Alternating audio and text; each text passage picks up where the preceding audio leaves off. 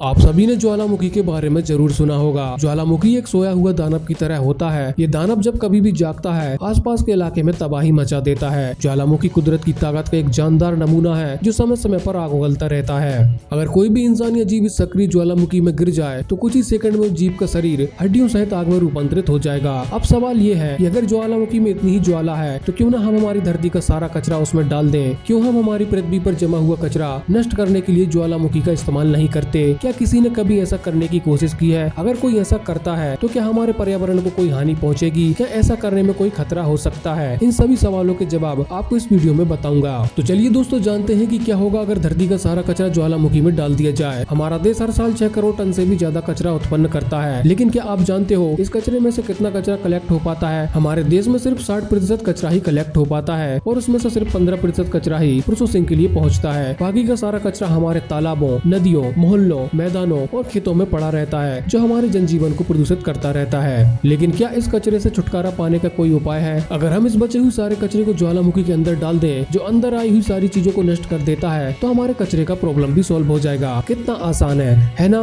बिल्कुल नहीं। अपने सारे कचरे को एक ज्वालामुखी में डालने के लिए सबसे पहली दिक्कत है एक सक्रिय ज्वालामुखी की तलाश करना। पूरी दुनिया में सिर्फ 1500 सक्रिय ज्वालामुखी है और भारतीय उपद्वीप के नजदीक इकलौता सक्रिय ज्वालामुखी अंडमान में बेरेन आइलैंड पर है। इस ज्वालामुखी तक पूरे देश का कचरा लेकर जाना बिल्कुल भी मुमकिन नहीं है। अगर ऐसा किया भी जाए तो इसमें अरबों रुपए का खर्च आएगा। दुनिया भर में सक्रिय ज्वालामुखी ढूंढना कोई आसान काम नहीं है। बड़े बड़े शहर में ज्वालामुखी उस शहर से हजारों मील दूर रहते हैं, इसलिए कचरे को वहां तक ले जाने में बहुत ही ज्यादा ट्रांसपोर्टेशन कॉस्ट आएगी। अगर किसी भी तरह सारा कचरा उस ज्वालामुखी की तरफ ले भी जाए तो हमें वहाँ से एक ज्वालामुखी तलाशना होगा जो इस सारे कचरे को नष्ट कर सके और इसको नाम दिया गया है सील्ड ज्वालामुखी। इसको ढूंढना बहुत ही मुश्किल काम है। अगर तलाश भी लिया तो इसके आसपास जाने में मौत का खतरा है। चलिए मान लेते हैं कि हमें वो सील्ड ज्वालामुखी मिल भी गया, लेकिन अब सवाल ये आता है कि क्या इसमें कचरा डालना समझदारी की बात होगी या नहीं, क्योंकि ज्वालामुखी के मुख तक जाकर कौन अपनी जान को जोखिम में डालकर वहाँ पर कचरा डालेगा। दोस्तों क्या आप ऐसा कर सकते हैं? आप हमें कमेंट करके जरूर बताएं। ज्वालामुखी के आसपास बेहद ही गर्म तापमान और बेहद ही जहरीली गैस निकलती है जो इंसान के लिए मौत का कारण बन सकती है, और अगर आप इसमें कुछ सामान फेंकते हो तो उसका वातावरण और ज्यादा बिगड़ जाता है। सन 2002 में रिसर्चर की एक टीम ने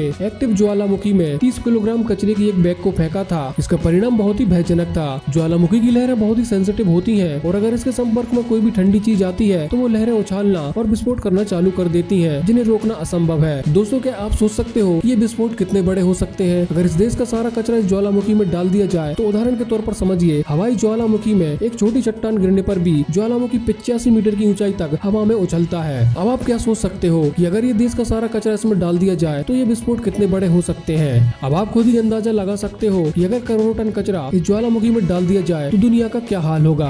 अगर इसके बाद भी दुनिया के सारे कचरे को ज्वालामुखी में डालने में कामयाब हो भी जाते हो तो भी इस कचरे के जलने से जो एयर पॉल्यूशन होगा वो हमारे लिए एक बहुत ही चिंता का विषय बन जाएगा। लावा में सभी मटेरियल नष्ट नहीं होते हैं, ऐसे में बचे हुए मटेरियल का कचरा ज्वालामुखी के आसपास के वातावरण को बहुत ही बड़ा नुकसान पहुंचाएगा। इसके अलावा इस सारे कचरे को ज्वालामुखी में ट्रांसफर करने से कई गुना कार्बन भी बढ़ेगा। इसकी तो हमने बात भी नहीं की। तो दोस्तों कचरे को ज्वालामुखी में डालकर नष्ट करना एक बहुत ही बेकार और घटिया आइडिया है। अगर हमें कचरा खत्म ही करना है तो क्यों ना इससे नए नए एनर्जी सोर्स के लिए इस्तेमाल किया जाए, जैसा कि बायो प्लांट में होता है। तो आज से हमें कचरे को कम करना होगा और इसका सही जगह पर इस्तेमाल करना होगा। गीला और सूखा कचरा अलग अलग रखना होगा ताकि रिसाइकलिंग में मदद मिल सके। दोस्तों आज जिस तरह से हम इंसान कचरा उत्पन्न कर रहे हैं वो हमको भविष्य में बहुत ही तकलीफ देने वाला है। तो आज से ही हमको प्लास्टिक आदि जो कचरा नष्ट नहीं होता ऐसी चीजों का इस्तेमाल करना कम कर देना चाहिए। आप मेरी इस बात से सहमत हो तो इस वीडियो को ज्यादा से ज्यादा शेयर कर सभी लोगों तक पहुंचाएं, और वीडियो अच्छी लगी हो तो वीडियो को लाइक कर देना, चैनल को सब्सक्राइब कर लेना। मिलते हैं अगली वीडियो में, तब तक के लिए जय हिंद जय भारत।